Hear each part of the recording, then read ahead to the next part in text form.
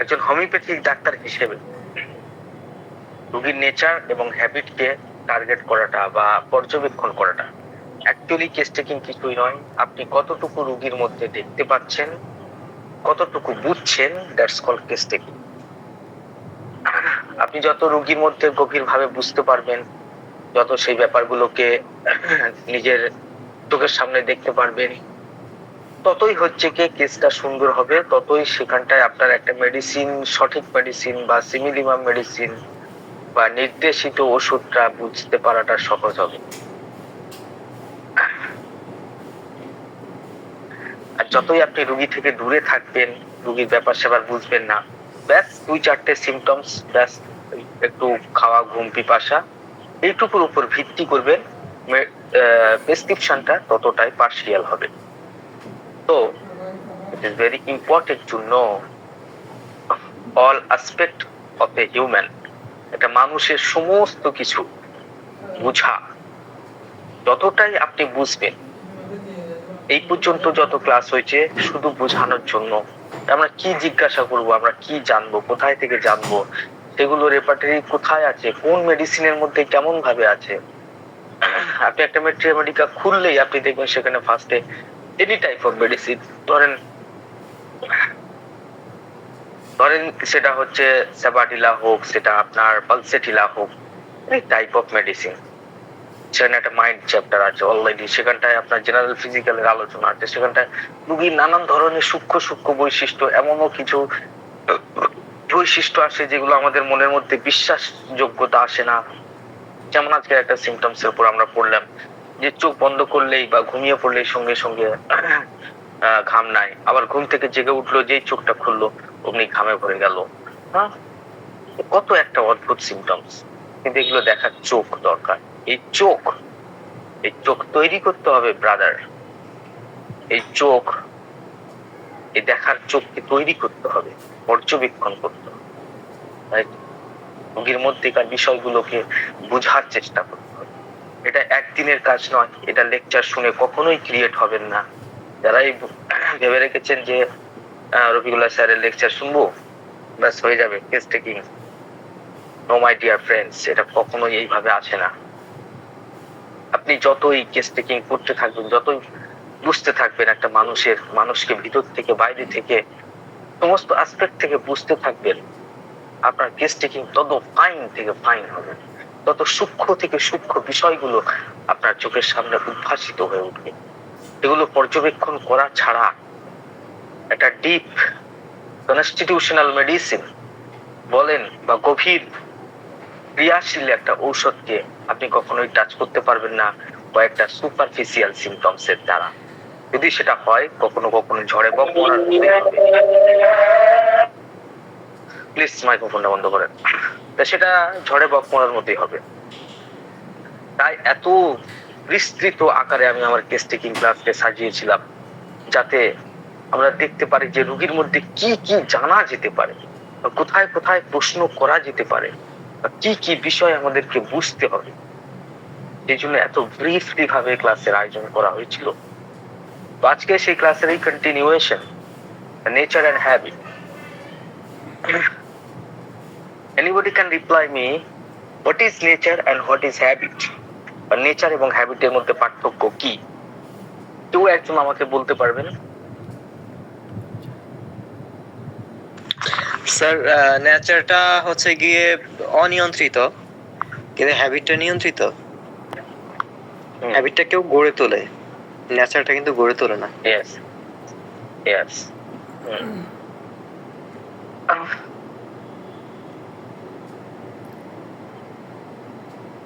আরো কেউ ভালো করে একটু গুছিয়ে বলতে পারবেন?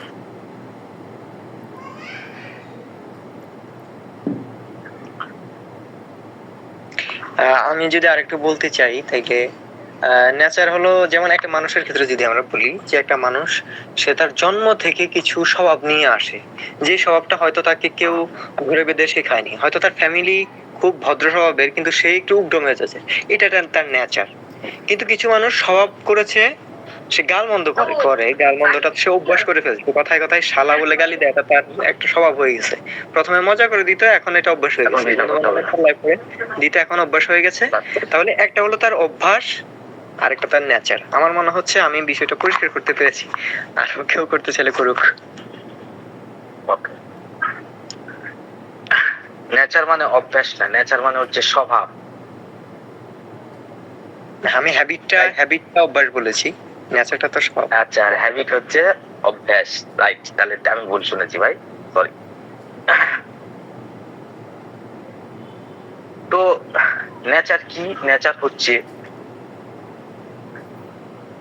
যেরকম একটা মানুষের চোখ বা চোখের আকৃতি কেমন, নাকের আকৃতি কেমন, ঠোঁটের আকৃতি কেমন, তার বডির স্ট্রাকচার কেমন, সেটা যেমন একটা জেনেটিক ব্যাপার, যেটা জিন নির্ধারিত করে, জেনেটিক ব্যাপার বা মৌলিক বৈশিষ্ট্য বা জন্মগত বৈশিষ্ট্য। তো ঠিক সেরকম একটা মানুষের মনের একটা আকৃতি আছে। মনকে যদি আমরা একটা শেপ দিতে চাই, তার মনের একটা আকৃতি আছে, যে আকৃতির নামই স্বভাব। যেমন অর্থাৎ এই যে স্বভাব, এই স্বভাব আমরা বলি না স্বভাব মরে গেলেও যায় না। স্বভাবকে পরিবর্তন করা খুবই কঠিন, কেননা এটা মেন্টাল মেকআপ, এক ধরনের মেন্টাল মেকআপ, এবং এটা অবচেতন স্তরেই কাজ করে। তাই অনেক সময় এই স্বভাবের কারণেই বিশেষ ধরনের রোগ প্রবণতা ক্রিয়েট করে। এটা অনেক বড় অনেক দূরের জিনিস যাচ্ছে, তারপরেও এটা মনে রাখি। তাহলে নেচার হচ্ছে কি? এবং নেচার মানুষের ব্যক্তিত্বকে গঠন করে। মানুষের সে কতটা আবেগী হবে না হবে সেটার উপর ডিপেন্ড করে, কতটা তার ইমোশনাল ব্যাপারগুলো কেমন থাকবে সেগুলো নির্ধারণ করে, সে কেমন ধরনের চিন্তা ভাবনা করবে বা থট প্রসেস, এটা নেচার ডিসাইড করে সে কেমন থট প্রসেস অবলম্বন করবে। প্রত্যেকটাতে একটা করে উদাহরণ দিয়ে দিয়ে যায়, তাহলে জিনিসটা বোঝা যাবে খুব সহজভাবে। ব্যক্তিত্বের গঠন, নেচার আমাদের ব্যক্তিত্বের বা পার্সোনালিটি ক্রিয়েট করে। যেমন একজন খুব উঁচু ব্যক্তিত্বের মানুষ, যেমন প্রফেট যারা আছে, তাদের ব্যক্তিত্ব, তাদের কি, তারা কতটা মহান ব্যক্তিত্ব, আবার সেই তুলনায় সেখানটায় তার মধ্যে সমস্ত কিছু, তার ইমোশন, ইন্টেলেকচুয়াল উইল, এই সমস্ত কিছু, তার স্বভাবটা এত সুন্দর সৃষ্টিকর্তা বানাইছে যে তার সমস্ত কিছু অতি নিয়ন্ত্রিত, মানুষের কাছে প্রিয়, এরকম টাইপের। তাহলে তার স্বভাবটা এতটাই সুমধুর যে সেগুলো তার ব্যক্তিত্বকে গঠন করছে, সে কতটুকু আবেগ প্রকাশ করবে। যেমন একজন ব্যক্তি রাসূলের চাদর ধরে টান দিলেন, অন্ধ ব্যক্তি, এবং সেখানটায় গায়ের মধ্যে দাগ পড়ে গেল, রাইট? তারপরেও প্রফেট হচ্ছে কি তার প্রতি ভৎসনার দৃষ্টিতে শুধু একটু সামান্য একটু অন্যরকম ভাবে তাকিয়েছিল, সঙ্গে সঙ্গে কোরআন আয়াত নাযিল হয়, যদিও রাসূল ছিলেন খুবই ধৈর্যশীল। একজন ব্যক্তি মসজিদে প্রস্রাব করছে, একজন ইহুদি, সেখানটায় তিনি বললেন, ওকে থামো, ও কাজটাকে ফিনিশ করতে দাও। এই যে ধৈর্য, এই যে রাগান্বিত না হওয়া, রাইট, এই সমস্ত কিছু, এটা কেমনে সম্ভব? স্বভাবটা রাসূলের ওই রকমই ছিল, না হলে কখনো অতটা ধৈর্যশীল হতো না। অন্যদিকে দেখা যায় আরেকজন প্রফেট মুসা বা ওমর, সেও কিন্তু ভালোই মানুষ, তার স্বভাবও ভালো, কিন্তু তার মধ্যে একটা কন্ট্রোলিং মেজাজ বা একটু রাগান্বিত মেজাজ আছে, রাইট? সে একটু বেশি কন্ট্রোল টাইপের, অতিরিক্ত আত্মবিশ্বাসী টাইপের ব্যক্তি, তো কঠোর, একটু রূঢ় স্বভাবের, ওই রকম কঠোর নয় যেটা মানুষের উপর অত্যাচার করে, একটু রূঢ় স্বভাবের।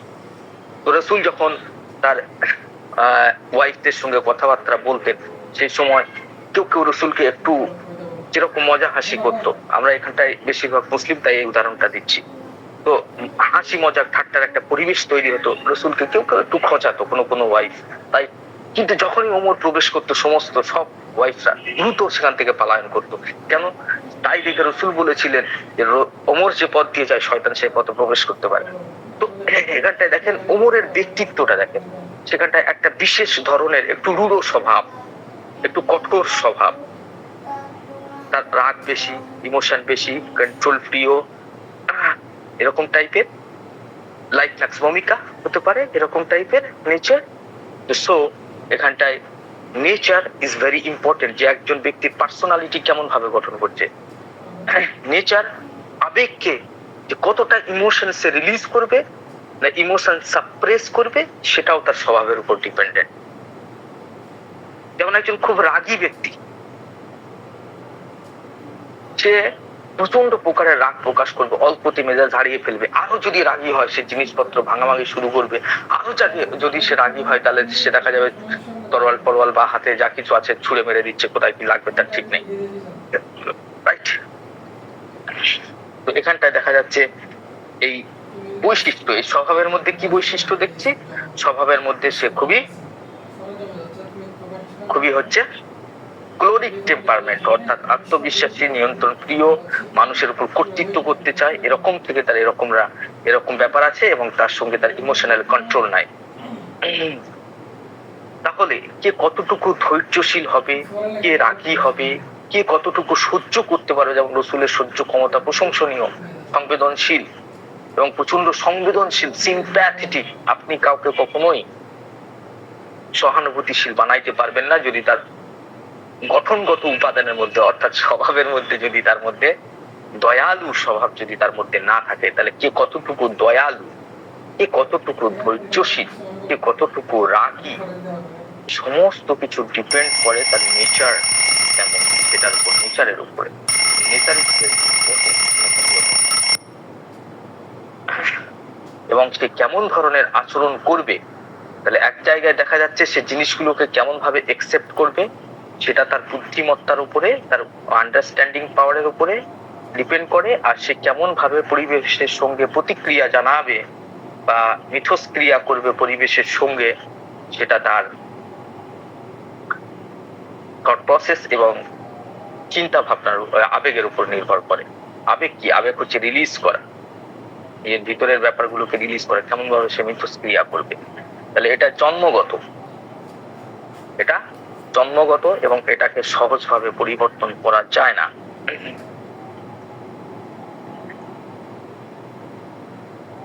এবং ব্যক্তিত্বের গঠন করে সেটা, যেমন খুবই চঞ্চল এবং খুবই আনন্দ প্রবণ, যেটাকে আমরা স্যাঙ্গুইন টেম্পারমেন্ট বলি। ইট ইজ যেমন এরকম টাইপের মেজাজ কাদের আছে, যেমন পালসেটিলা, যেমন ফসফরাস। তো ফসফরাস, পালসেটিলার মেজাজের দিকে আপনি তাকিয়ে দেখেন তারা কতটুকু চঞ্চল। একটা বাচ্চা সে চঞ্চল নাকি না খুব ধীর স্থির? দেখা যাচ্ছে আপনার বাড়ির মধ্যে 3টে বাচ্চা আছে, একজন দেখবেন খুবই চঞ্চল প্রকৃতির, এক সেকেন্ড সে দাঁড়ায় না, এক সেকেন্ড সে কোথাও স্থির হয় না, সে কন্টিনিউয়াসলি ঘর বাইরে, ট্রাভেলিং, ডিজায়ার, হেন তেন সবকিছু আছে। এই যে চঞ্চলতা, আনন্দ করার একটা প্রবল ইচ্ছা।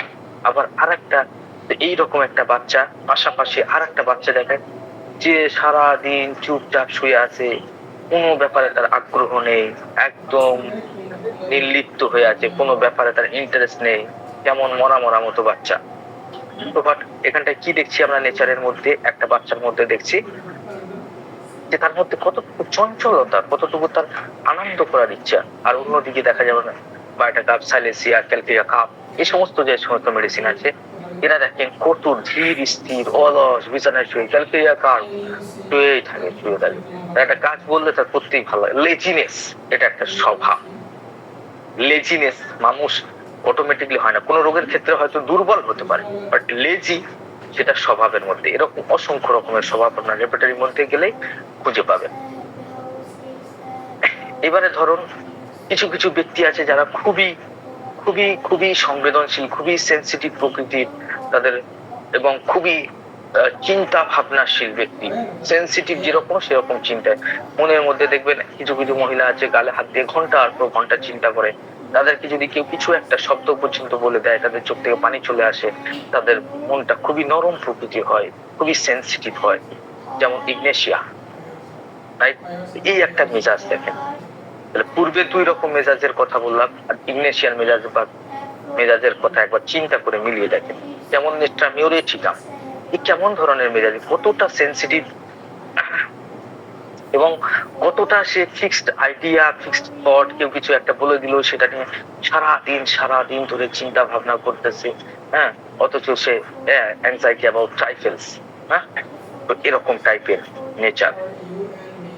আবার দেখেন কিছু কঠোর স্বভাবের ব্যক্তিত্ব, হ্যাঁ, যারা হচ্ছে মানুষকে কন্ট্রোল করতে চায়, কর্তৃত্ব করতে চায়, প্রভুত্ব বিস্তার করতে চায়, খুবই দ্রুত সিদ্ধান্ত নেয়, খুবই শক্ত উইল পাওয়ার, তাদেরকে সহজে বসে আনা যায় না। এরকম ব্যক্তি যেরকম লাগছে ভূমিকা, এটার দিকে তাকিয়ে দেখেন কেমন একটা মেজাজ, কেমন একটা তাদের নেচার, কেমন একটা তাদের স্বভাব। তো স্বভাব অথবা মেজাজ প্রায় একই রকমের ব্যাপার। তাহলে এইগুলোকে আমরা কখনোই পরিবর্তন করতে পারি না। তাহলে এই পর্যন্ত যা আমি আলোচনা করলাম, আবার কিছু ব্যাপার আছে, যেমন আমরা জিজ্ঞাসা করি যে আপনার লোকজনের সঙ্গ ভালো লাগে না একটা ভালো লাগে, রিজার্ভ টাইপের হওয়া বা খুব ওপেন টাইপের হওয়া, এগুলো স্বভাবের মধ্যে পড়ে। এগুলো মানুষ কখনোই চেঞ্জ করতে পারে না।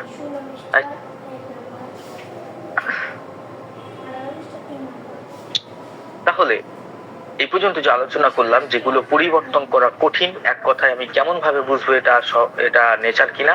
যেটা আপনি পরিবর্তন করা কঠিন, যেটা তার জন্মজাত, ছোটবেলায় থেকে যেরকম সে মেজাজ পেয়ে আসতেছে, যেটা খুবই গভীর টাইপের, যেটা কন্ট্রোল করার ক্ষমতা মানুষের নাই।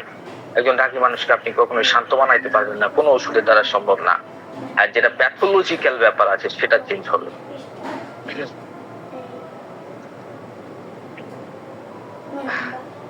এইবারে এইগুলো আমরা কেন জানবো?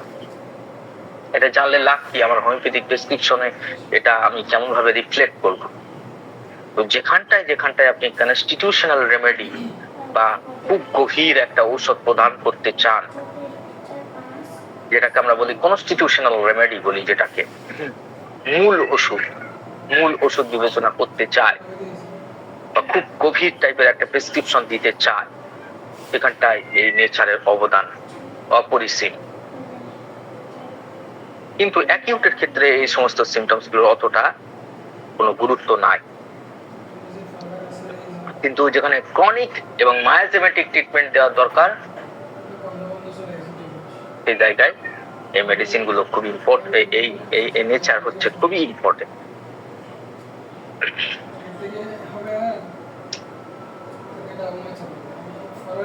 তাহলে নেচার ক্লিয়ার?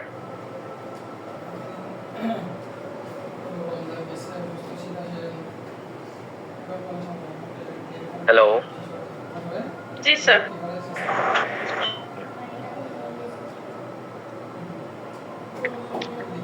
এবারে স্বভাব বা অভ্যাস হলো যেটা আপনি বারবার করছেন, যেটা আপনি অর্জন করেছেন, যেটা আপনার এক প্রকারের এখানে নেচারই এই হ্যাবিটকে ক্রিয়েট করে বেশিরভাগ ক্ষেত্রে। এটা কেমনে আমি বলতেছি পরের স্টেজে। তো অভ্যাস হলো বারবার যে একটা আচরণ, বা এক কথায় আমরা বলতে পারি যে পুনরাবৃত্তিমূলক যে সমস্ত আচরণ যেগুলো আমরা অর্জন করে থাকি, যেগুলো আস্তে আস্তে এমন হয়ে যায় যে জীবনের যেন একটা পার্টস হয়ে ওঠে, এবং এই আচরণ আস্তে আস্তে শিক্ষার দ্বারা, অভিজ্ঞতার দ্বারা, পরিবেশের দ্বারা প্রভাবিত হয়ে ক্রিয়েট হয়। যেমন আমাদের মধ্যে কেউ খুব সকালে ঘুম থেকে উঠতে পারে, আবার কেউ রাত সকাল 9টা না বাজলে ঘুম ভাঙে না। তো প্রতিদিন ভোরবেলা ওঠা, এটা কি একটা অভ্যাস। আমাদের মধ্যে কেউ আছে যারা প্রচন্ড পরিমাণে মোবাইল দেখা, তারা প্রায় রেগুলারলি ভাবে 5 থেকে 6 ঘন্টা 7 ঘন্টা পর্যন্ত স্ক্রিনের সামনে টাইম ওয়েস্ট করে। এটা তার একটা অভ্যাসের অংশ হয়ে ওঠে। যত রকমের নেশা ভান যা কিছু আছে সবই অভ্যাস পর্যায়ে গড়ে ওঠে। রাত্রে দেরি করে ঘুমানো, এটাও একটা ব্যাড হ্যাবিট, রাইট? কেউ সকালে উঠে ঘুম থেকে উঠেই মাত্র এক্সারসাইজ করে, এটা একটা ভালো অভ্যাস। তো আমরা তারপরে কেউ হয়তো দেখা যায় সকালে ঘুম থেকে উঠে, আমার বেশিরভাগ রোগীরা এবেলা 1 লিটার 2 লিটার করে পানি খায়। পিপাসার কথা যে জিজ্ঞেস করি, ওই সকালের ওইটা আগে বলে দেবে। It is habit.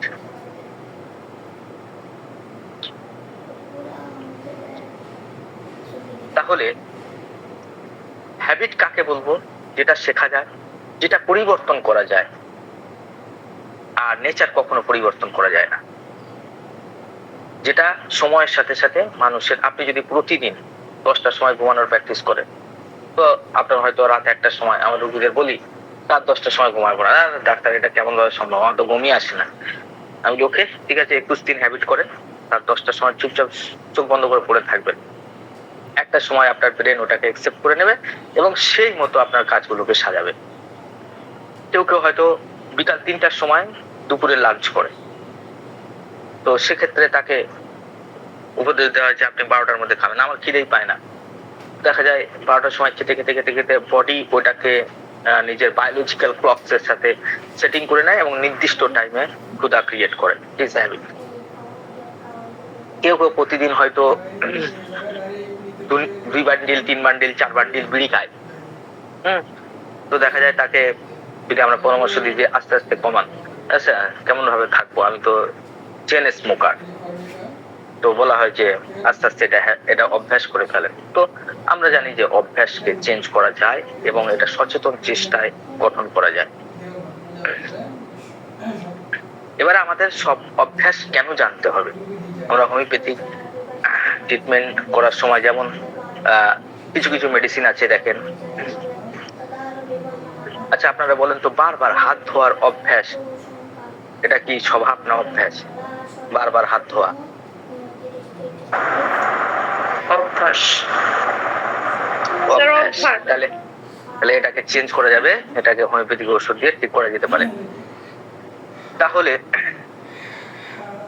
বারবার হাত ধোয়ার অভ্যাস, যেগুলো যে মেডিসিন গুলোর মধ্যে আছে, যেমন টুজা, যেমন সিফিলিনাম, এই সমস্ত, যেমন ওসিডি যাদের মধ্যে আছে, একটু ফাস্টিডিয়াস টাইপের ফুটফুটে স্বভাবে, আর্সেনিক কার্সিনোসিন, এই সমস্ত মেডিসিন গুলোর মধ্যে বারবার হাত ধোয়া। সালফার অলসো, সালফারের মধ্যে ওসিডি কমপ্লেইন আছে প্রচুর পরিমাণে। তো এগুলো অভ্যাসের মধ্যে পড়ে। আচ্ছা, অতিরিক্ত চিন্তা, অতিরিক্ত দুশ্চিন্তা, এটা কি হ্যাবিট না এটা অভ্যাস?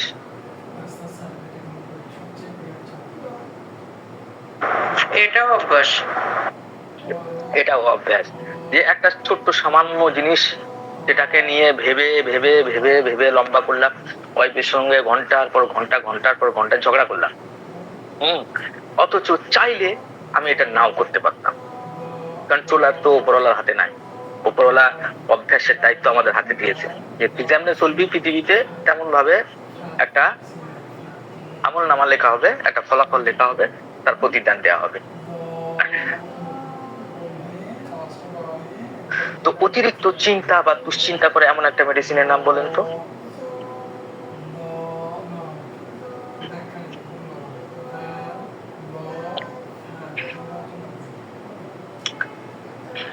মানে ওভার থিঙ্কিং করে এমন মেডিসিন।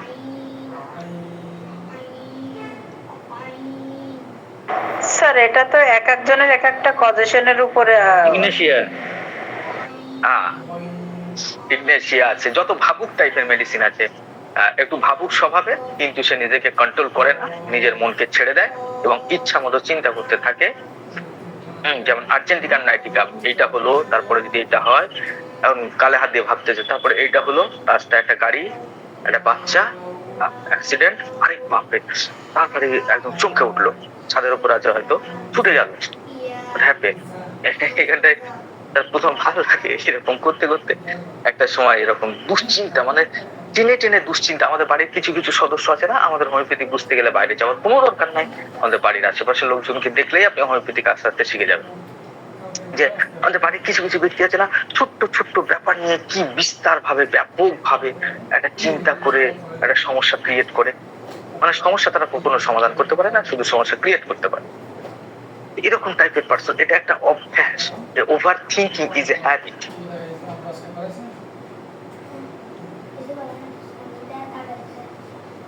এবার ধরেন আমি একটা গরিবের ছেলে, আমি কিন্তু খুবই, আমার অভ্যাস, আমার স্বভাবের মধ্যে আছে যে আমি পরিশ্রমী, আমি অলস নয়, আই এম পরিশ্রমী।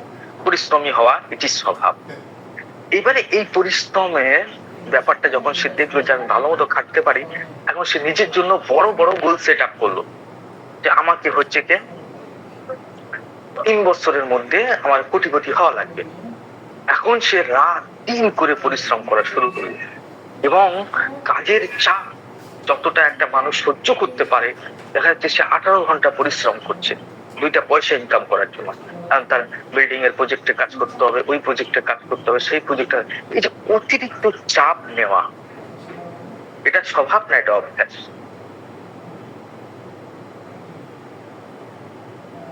অতিরিক্ত কাজ, এটা প্রথমে স্বভাব থেকে অভ্যাস হয়েছে স্যার, স্বভাব থেকে অভ্যাসে পরিণত হয়েছে এরকম। সে না, দেখেন স্বভাব হচ্ছে চেঞ্জ করা যাবে না। পরিশ্রমী ঠিক আছে, পরিশ্রমী হয়েছে বলে সবাই কি এরকম অতিরিক্ত চাপ নেয়? আমাদের থেকেও অনেক বড় বড়, তার থেকে অনেক বড় বড় কোটিপতি আছে যারা 4 ঘন্টা খায়, 4 ঘন্টা ঘুমায়, 4 ঘন্টা পরিশ্রম করে, 2 ঘন্টা নিজের জন্য দেয়, 1 ঘন্টা বাড়ির ছেলে মেয়েদের জন্য দেয়। এখন সে হচ্ছে সমস্ত কিছু না করে শুধু কাজের চাপ নিচ্ছে, তাহলে সে কি একাই পরিশ্রমী পৃথিবীতে নাকি? তাহলে এটা হচ্ছে চাপ নেওয়া, এটা হচ্ছে তার ইচ্ছা।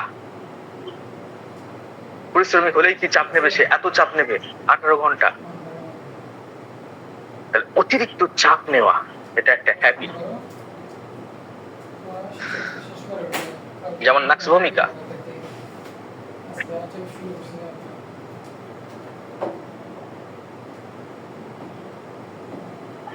কি ব্যাপারটা ক্লিয়ার না? জি স্যার। দেরি করে ঘুম থেকে সকালে ওঠা, এটা স্বভাব না, এটা অভ্যাস। অভ্যাস। অভ্যাস।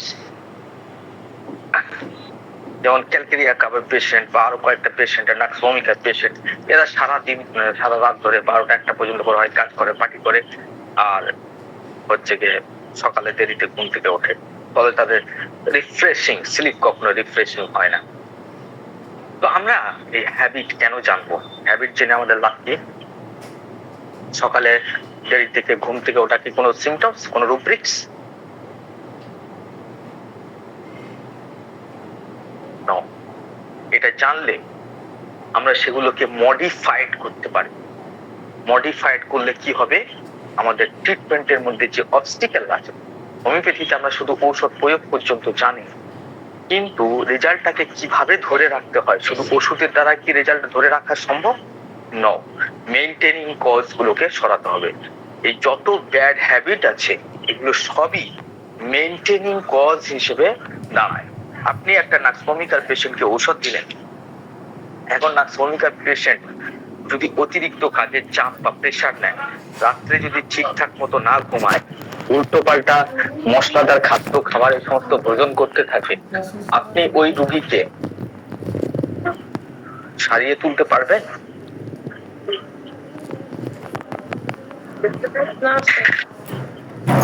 Not possible. তো তাহলে তার ডেইলি রুটিন, এই যে ডক্টর হ্যানিম্যান বলেন যে তার প্রতিদিনের জীবনযাত্রাকেও পর্যন্ত আপনাকে লক্ষ্য করতে হবে হোমিওপ্যাথিক ট্রিটমেন্টের মধ্যে। তাহলে নেচার নির্ধারণ করে, আমাদের নেচার নির্ধারণ করে যে আমরা কেমন ভাবে প্রতিক্রিয়া করব, আর হ্যাবিটের দ্বারা আমরা সেগুলোকে একটু নিয়ন্ত্রণ করতে পারি। যেমন আমার প্রচন্ড রাগ, আমার অনেক বেশি পরিমাণে স্বভাবের মধ্যে বেশি রাগ আছে, কিন্তু আমি কি সব জায়গায় রাগ প্রকাশ করি না? কোনো কোনো জায়গায় প্রকাশ, বিশেষ করে ক্লিনিকে বা রোগীর সামনে আমরা রাগ প্রকাশ করি না। তখন আমাদের নেচারের সঙ্গে আমি রাগ প্রকাশ করব না এটা চাইতেছি, এটার একটা কন্ট্রাডিকশন শুরু হয়ে যায়। তাহলে মোটামুটি আমরা বুঝলাম যে নেচার হচ্ছে কি কনস্টিটিউশনাল মেডিসিন রেমেডি বা মেডিসিন নির্ধারণ করতে জরুরি, এবং হ্যাবিট হচ্ছে আমাদের মেইনটেনিং কজ গুলোকে অপসারণের একটা রাস্তা।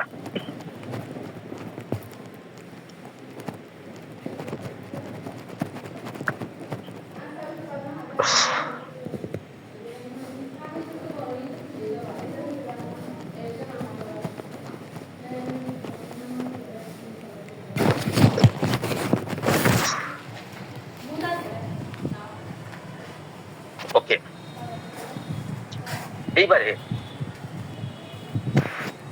আমাদের মেডিসিন গুলোকে তার কার কিরকম নেচার সেগুলোকে ভালো করে বুঝতে হবে, পড়তে হবে। একটা এক্সাম্পল দিয়ে আজকের ক্লাস শেষ। ধরেন একজন খুবই হাইফাই সোসাইটির ব্যক্তি, যেমন সে একজন ভালো ইঞ্জিনিয়ার। এখন তার সমস্যা হচ্ছে যে গত কয়েক বছর ধরে ভালো করে কাজ বাজ করে না, বিজনেসে অনেক ড্যামেজ হয়েছে, আর অফিসেও যায় না, কাজ বাজ করতে ভালো লাগে না, কাজের প্রতি কোনো ইন্টারেস্ট নেই, আর মাঝে মাঝে প্রচন্ড ভয় পায়। তাই মন একদম ভালো থাকে না, মন মেজাজ সবসময় খারাপ। রাইট, এটা হচ্ছে তার সমস্যা, যে সে জব হারিয়ে ফেলেছে, কাজের প্রতি তার বিন্দু মাত্র ভক্তি নাই, ওই জন্য বস তাকে বার করে দিয়েছে। আর মাঝে মাঝে একটু নানান ধরনের ফোবিয়া তৈরি হচ্ছে, আর মন মেজাজ একদম ভালো থাকে। কত বছর ধরে হচ্ছে? 1.5 বছর। এইবারে তার কেস অ্যানালাইসিস করে দেখা গেল যে সে খুব ছোট্ট ছোট্ট কথায় খুবই কষ্ট পায়, কেন? খুব সেন্সিটিভ টাইপ। কেউ একটু কিছু বলে দিলে তার মনের মধ্যে বিরাট আঘাত লাগে। 1 নম্বর ব্যাপার। 2য় নম্বর ব্যাপার হচ্ছে সে কারোর কাছে, এই যে অফিসে নানান ধরনের সাথী সহযোগী আছে, এরা একটা দুটো কথা বললেই কষ্ট পায়, কিন্তু মুখে সে কিছুই বলে না, কারোর কাছে সে কিছু বলতে পারে না। 2 নাম্বার। এবারে যখন কেউ অনেক বড় বড় কথা বলে, তখন সে কি করে? আড়ালে গিয়ে কান্নাকাটি শুরু করে, এবং সেই সময় যদি কেউ দেখে জানে তুই কাঁদছিস কেন, তখন এই সমস্ত জিজ্ঞাসাবাদ করলে আবার তার প্রচন্ড রাগ হয়। তার মনের অভিব্যক্তি হচ্ছে সবাই খুবই ভালো, কিন্তু আমি মনে হয় যথেষ্ট ভালো না, খারাপ প্রকৃতির লোক। অফিসের বাইরে যখন বন্ধু বান্ধবরা আড্ডা দেয়, তখনও তার মধ্যে, তার বন্ধুদের মধ্যে থেকেও তার মনে হয় যে সে একা আছে, অতটা কারোর সঙ্গে ভালো করে মিশতেই পারে না। আর জীবনে, লাইফে, হাই স্কুলে কি দুঃখ পেয়েছিল, কে কি বলেছিল, প্রাইমারি স্কুলে কি ঘটেছিল, এত সূক্ষ্ম সূক্ষ্ম কষ্টগুলো, বা যখন তার বাবা তাকে ধরে খুব পিটেছিল, হ্যাঁ, কয়েকটা পয়সার জন্য, বা হচ্ছে গিয়ে 11-12 যে একটা লাভ অ্যাফেয়ার হয়েছিল, একজন মেয়েকে খুব ভালো লেগেছিল, সে যে রিজেক্ট করেছিল, এগুলো সে কিছুতেই ভুলতে পারে না, সেগুলো তার স্মৃতির মধ্যে সব সময় থাকে।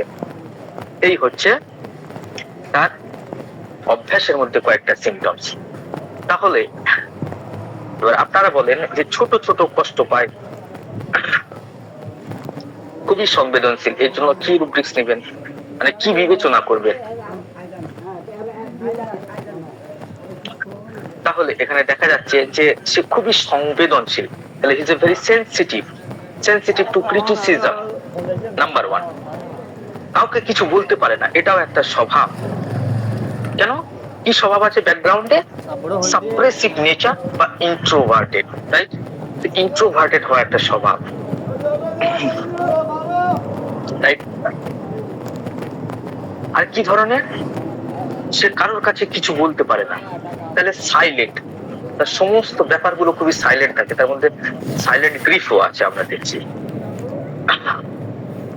ইমোশনালি ভাবে সে কেমন? আমরা ইমোশনালি স্ট্রাকচারটা দেখছি যে সে সহজেই কান্নাকাটি করে ফেলে ইজিলি, কিন্তু সেই সময় কনসোলেশন সে পছন্দ করে না, সে একা থাকতে চায়, তাহলে রিজার্ভের মধ্যে স্বভাব। এবং তার একটা গুরুত্বপূর্ণ ফিলিংস যে সে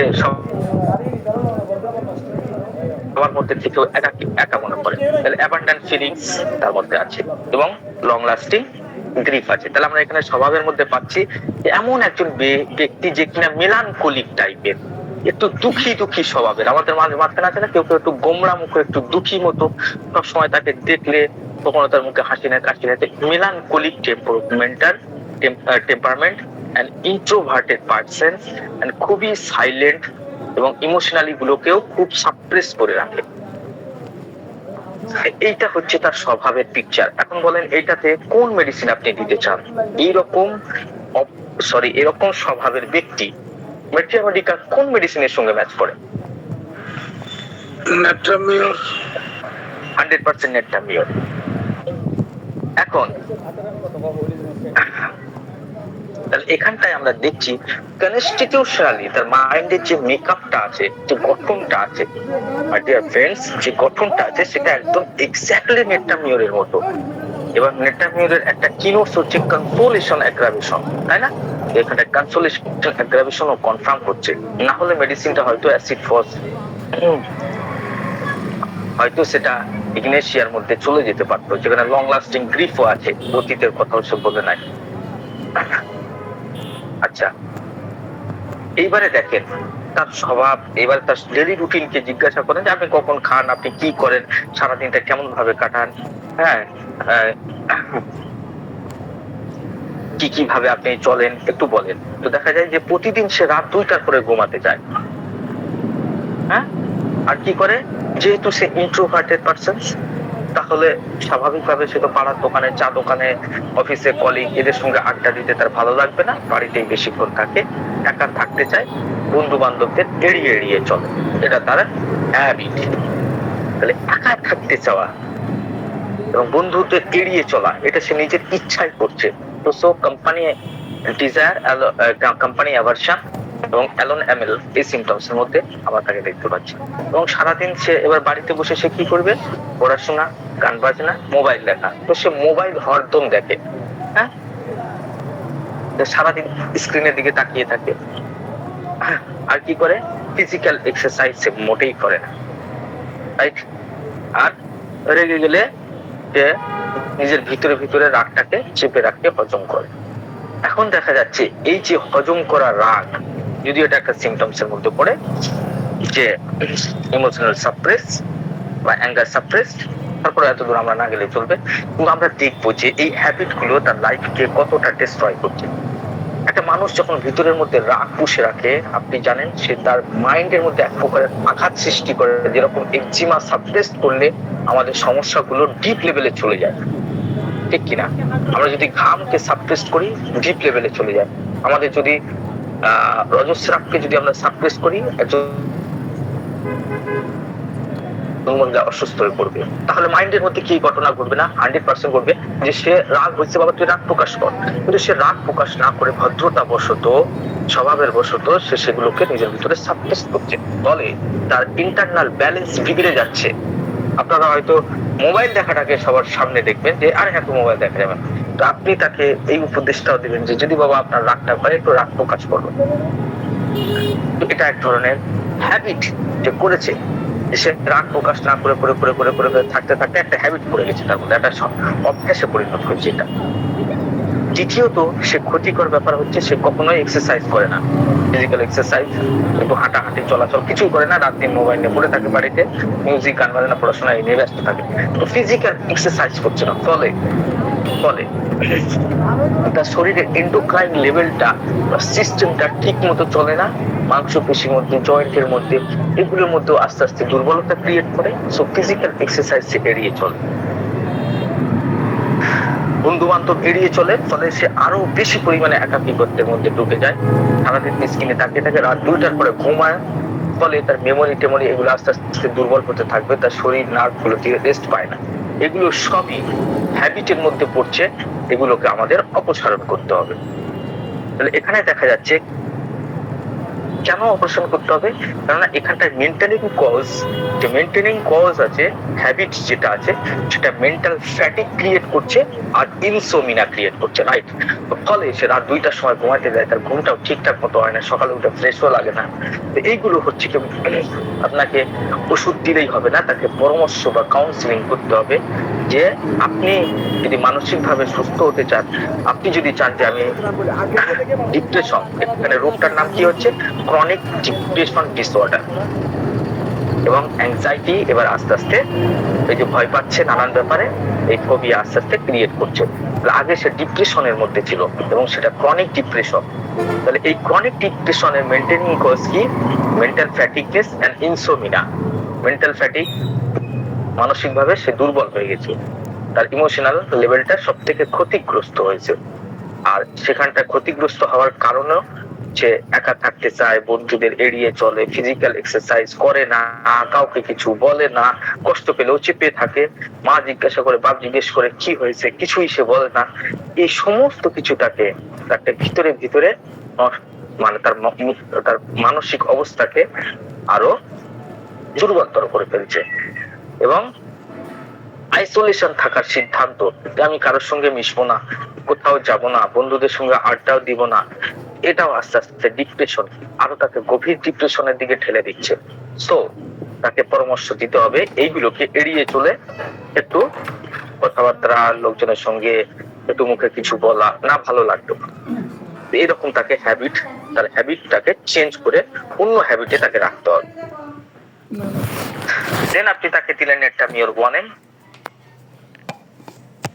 কিসের ভিত্তিতে, বেসড অন কনস্টিটিউশনাল নেচারের ভিত্তিটাকে তাকে দিলেন, এবং সাপ্রেসড গ্রিফ, তার রিজার্ভ পার্সোনালিটি, এই সমস্ত কিছু দেখা তার আপনি নেটটা মেয়র দিলেন। এবং আপনি তাকে হ্যাবিট দিলেন যে আপনাকে স্ক্রিনের টাইম কমাতে হবে, মোবাইল স্ক্রিনের টাইম কমাতে হবে, রাত 11টার মধ্যে ঘুমিয়ে পড়তে হবে, প্রতিদিন আপনি 30 মিনিট করে হাঁটবেন সকালে, এবং আপনার মনের কথা যদি কাউকে বলতে না ভালো লাগে, কমসে কম একটা ডায়েরিতে যেসব রাগ, দুঃখ, কষ্ট আপনার মনের মধ্যে আছে একটা ডায়েরিতে লিখে রাখেন। লিখলে প্রকাশ করলে, কোনো না কোনো মাধ্যম দ্বারা প্রকাশ করলে, সেটা যদি কাউকে বলার মতো যোগ্যতা থাকে তো কাউকে বললেন, আর যদি না বলতে পারেন অত্যন্ত ডায়েরিতে লিখে রাখবেন, ফলে অনেকটা হালকা লাগে। এবং ধীরে ধীরে লোকজনের সঙ্গে একটু মেশার চেষ্টা করেন। এই হ্যাবিটের পরিবর্তে এই হ্যাবিট গুলো তাকে দেওয়া হবে। 4টে কথা বলা হবে। সাপ্রেস হয়ে গেলে তাকে লেখার পরামর্শ দেওয়া, ডায়েরি মেইনটেইন করা, দ্বিতীয়ত তাকে এক্সারসাইজ দেওয়া, এক সাপ্রেসড ইমোশনের জন্য বা অ্যাঙ্গার ট্যাঙ্ক, যে প্রতিদিন আপনি সারাক্ষণ শুয়ে থাকেন, বসে বসে মোবাইল দেখেন, তো 30 মিনিট করে প্রতিদিন হাঁটবেন, এবং সঠিক সময়ে ঘুমানো। আমাদের রোগীদের এটাকে অবশ্যই, বিশেষ করে ডিপ্রেশনের রোগীদেরকে অবশ্যই আপনি ঘুমের ব্যাপারে খুবই সতর্ক করবেন, না হলে কিন্তু আপনি যত ভালো মেডিসিন দেন রিল্যাক্স করবে। 2 মাস পরে রেজাল্ট আপনি দেখবেন, এনার্জি লেভেল রোগীর যথেষ্ট উন্নতি হয়েছে, ঘুম আগের থেকে অনেক ভালো নিয়মিত হয়েছে, বন্ধুদের সঙ্গে আস্তে আস্তে যোগাযোগ করার আগ্রহ বেড়েছে, আগের মতো আর কান্নাকাটি করে না, একা একা কাঁদে না, এই সমস্ত কিছু আগের থেকে অনেক কম, একটু বেটার লাগছে, ভালো লাগছে, লাইফটাকে সে একটু এনজয় করছে। তাহলে আমরা দেখতে পাচ্ছি যে এই যে ক্রনিক ডিপ্রেশন ছিল, এই ক্রনিক ডিপ্রেশনের মূলে ছিল একটা সাপ্রেসড গ্রিফ, একটা সাইলেন্ট সাফারিং, একটা emotional nature, hyper sensitive emotional nature, একটা ইন্ট্রোভার্টেড নেচারের কারণে এই প্রবলেমটা ক্রিয়েট হয়েছে। এটা ছিল রোগের মূলে, বা রোগটাকে ক্রিয়েট করে, যেরকম রোগের প্রবণতা, মানে এইরকম টাইপের রোগী এইরকম সিচুয়েশনে খুব ইজিলি ভাবে চলে যায়। তো ব্যাকগ্রাউন্ডে তার নেচারটাই দায়ী ছিল, যেরকম একটা মায়াজম যেরকম দায়ী থাকে ব্যাকগ্রাউন্ডে, যে ফ্যামিলিগত, জেনেটিকগত নানান প্রবলেম, সেগুলো উপযুক্ত সময় প্রকাশিত হয়। ঠিক ওই রকম টাইপের তার হ্যাবিটটাই ছিল ডিপ্রেসিভ টাইপের। এবারে একটা পজিশন পেয়েছে, অফিসে একটু ঝামেলা হেনতানে কিছু একটা হয়েছে, তার ফল থেকে আস্তে আস্তে তার এরকম ডিপ্রেশনের দিকে সে চলে যাচ্ছে। এখানে হ্যাবিটের ভূমিকা কি ছিল? হ্যাবিট হচ্ছে রোগটাকে টিকিয়ে রেখেছে, রাইট? রোগটা মেইনটেনিং কজ হিসেবে টিকিয়ে রেখেছে, যেমন নিদ্রাহীনতা, একাকী থাকা, অতিরিক্ত পরিমাণে মোবাইল চালানো, এইগুলো এই ডিপ্রেশন লেভেলটাকে আরো গভীর থেকে গভীরতর করেই যাচ্ছে, ক্রনিক ডিপ্রেশন ক্রিয়েট করেছে।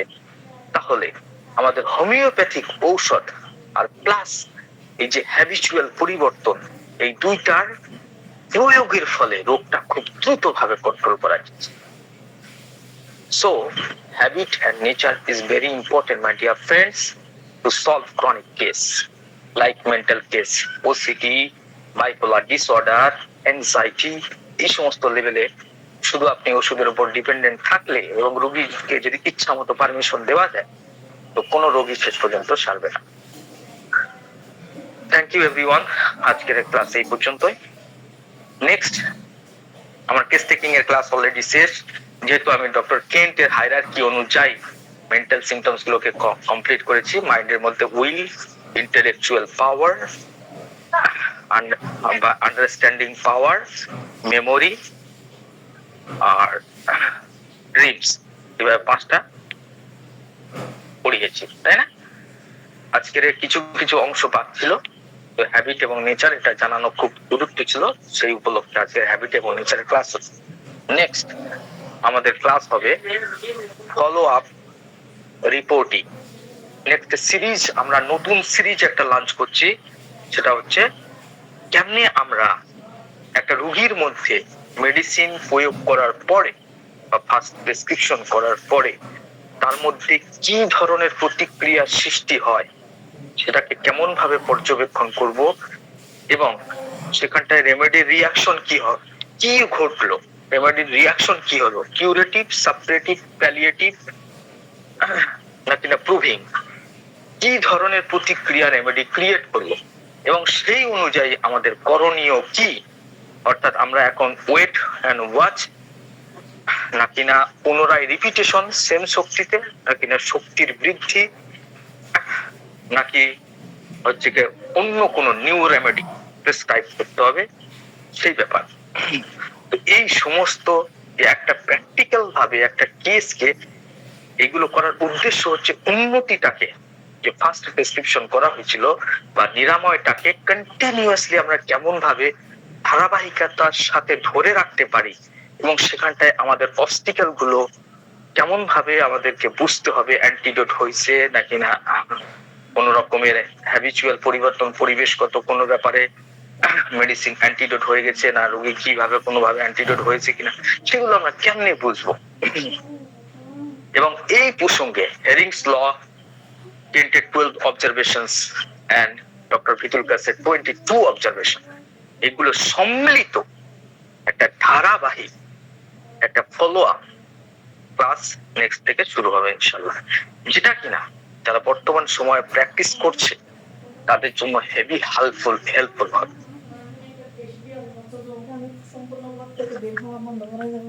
তো এইরকম আমার একটা প্ল্যান আছে, আপনারা কি বলেন?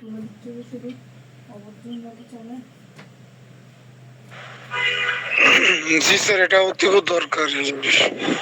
কারণ আমরা অলরেডি কেস টেকিং এর class, case taking and repertory class শেষ করেছি, মেডিসিন আমরা যারা নতুন আছে।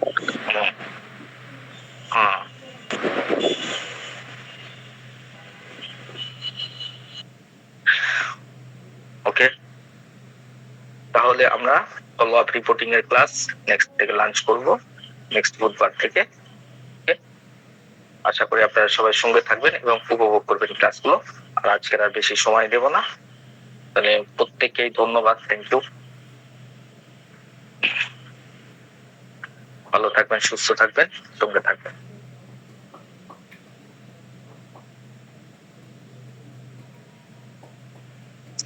Thank you sir. আসলে আজকে আমাদের ওইভাবে প্রশ্ন নেওয়ার মতো সময় নাই। হ্যাঁ, আর আপনাদের যদি কেস টেকিং এই যে ক্লাস, অবশ্য 20টা ক্লাস একদম ডিটেলস, তো তারপরেও যদি কারো কিছু জানার থাকে তাহলে গ্রুপে প্রশ্ন করতে পারেন বা প্রশ্ন লিখে রাখতে পারেন। নেক্সট বুধবার ইনশাল্লাহ স্যার আপনাদের প্রশ্নের সমস্যা সমাধান করে তারপরে আমরা নতুন ক্লাসে চলে যাব। আপনারা একটু এটা খেয়াল রাখবেন। আর নতুন অনেকেই দেখতে পাচ্ছি আজকে, নতুন কেউ যদি পরিচিত হতে চান তাহলে একটু হ্যান্ড রাইজ করতে পারেন। যদি কেউ পরিচিত হতে চান, এখানে মুসলাম ম্যাম, আমি তো এই গ্রুপে আজকে প্রথম আসলাম, কেস টেকিং এর ক্লাস তো পাইনি, কি করে পাওয়া যাবে? কি আগের রেকর্ডিং থাকলে দিলে ভালো হতো। নাসিমা, তো আপনি কোন ইসে আছেন? আপনি তো মেসেঞ্জারে আছেন মনে হয় আমাদের সাথে। হোয়াটসঅ্যাপ গ্রুপে আছে ম্যাম। আচ্ছা, হোয়াটসঅ্যাপ থেকে আমরা হচ্ছে মহিউদ্দিন ভাই, আপনি একটু ইয়ে করেন, হোয়াটসঅ্যাপে আমাদের টেলিগ্রামের লিংকটা দিয়ে দেন। হ্যাঁ, টেলিগ্রামে জয়েন হন, ওখানে অনেকগুলো ক্লাসে আছে, পিডিএফ গুলো দেওয়া আছে। প্রথমের কিছু ক্লাস মিসিং আছে, বাট পিডিএফ দেওয়া আছে খুব সুন্দর মতো। হ্যাঁ, পিডিএফটা পড়বেন, কোথাও না বুঝতে পারলে এখানে স্যারকে জিজ্ঞেস করলে আপনার প্রবলেম সলভ হয়ে যাবে, সমস্যা নাই। আপনি টেলিগ্রামে যুক্ত হন, ওখানে আমাদের সব ডকুমেন্ট গুলো দেওয়া আছে। টেলিগ্রামে যুক্ত হয়েছে কিন্তু ওটা তো পাইনি, কিভাবে সংগ্রহ করতে হবে? তো টেলিগ্রামে আছে আপু। আচ্ছা, আপনি আমাকে একটু ইনবক্স করেন, হ্যাঁ দেখি টেলিগ্রামে দেওয়া আছে সব, আমি আপনাকে দেখিয়ে দেবো নি।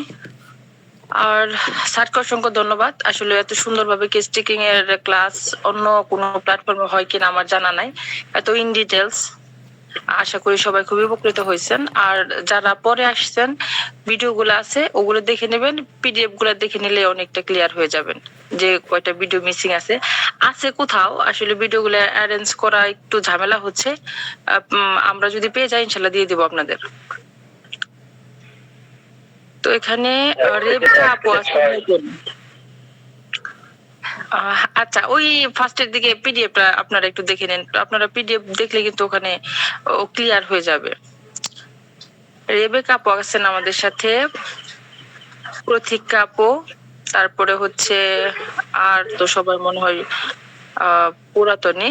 এখানে হাসান নামে একটা আইডি দেখতে পাচ্ছি,